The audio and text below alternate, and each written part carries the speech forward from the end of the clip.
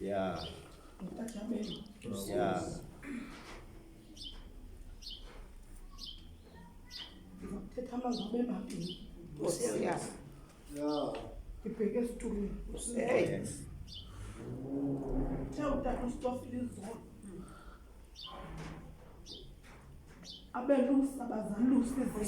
Hayi man. Azishiya zigcwelile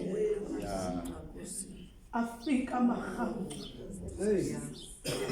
aziqwenge ngoba akekho manje abo bathuthizwa abo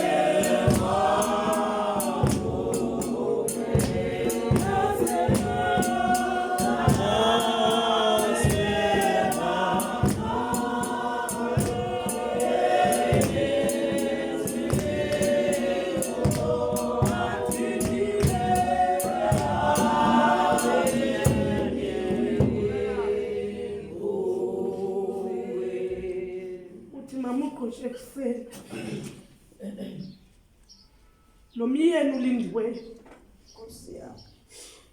kuYesu waseNazaretha. Mama uMpendu lo myeni kula Yesu kwahlala inhlangano kwafika emhlabeni sizula wancama ingubo yobukhosi wathi ndikho thuma azalwane basedonki. Amen. Lo Yesu kuthethwa ngaye kula Yesu mamungase uthetheza uzalwa esawuphinde kuyise ngenxa yendlela zangayo savela isithunywa sathi lo uze lokusindisa abantu ezonweni zabo ukuze kuzalisa kithi isiprofetho sikaprofethi uIsaya esithi yawumithi Ntombi izalunyana zanimthiya igama elingu-Ismayeli sithi loo nto ba usitofile uThixo unathi masingoyiki ngoba uThixo lo unathi. Ndicinga nithetha ngalo Yesu okanye bendiba nifuna uthetha ngayo. Kuyingozi ke okoba uYesu athi enqabe zonke izinto wahlubula ingubo yobukhosi esawugqiba uYesu wabeka belusi sathi usitofile ukuze bamjongele umhlambi wakhe. Kuyingozi kuyingozi ukushiya izinto ngoba uzalivala ucanga. Uzalivala ucanga. Yeah. Esalivala ucanga sikhombane emehlweni. Yes. Ngoba xa elivalile ucanga sizawubaleka izinto. Sizawubaleka.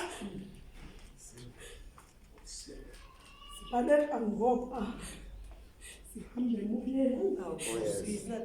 Akekho umuntu ozixelela.